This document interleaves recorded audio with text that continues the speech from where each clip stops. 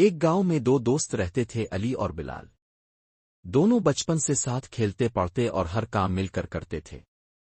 سادہ دل اور ایماندار لڑکا تھا، جبکہ بلال تھوڑا چالاک اور لالچی تھا۔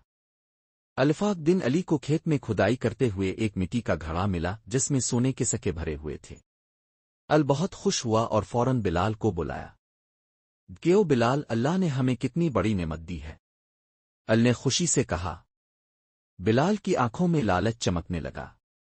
الفاس نے دل میں سوچا، اگر یہ سب سونا مجھے مل جائے تو میں گاؤں کا سب سے امیر آدمی بن جاؤں گا۔ بلال نے علی سے کہا، کیوں نہ یہ سونا ہم کسی کو نہ بتائیں اور آدھا آدھا بانٹ لیں۔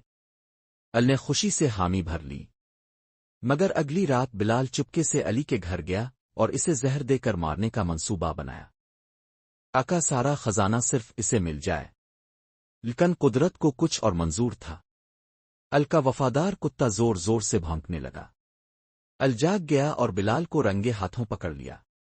بلال شرمندہ ہو گیا اور روتے ہوئے کہا، مجھے معاف کر دو، لالچ نے میری آنکھوں پر پٹی باندھ دی تھی۔ نے کہا، لالچ انسان کو اندھا کر دیتا ہے بلال، تم میرے دوست ہو لیکن تم نے دوستی کا حق ادا نہیں کیا۔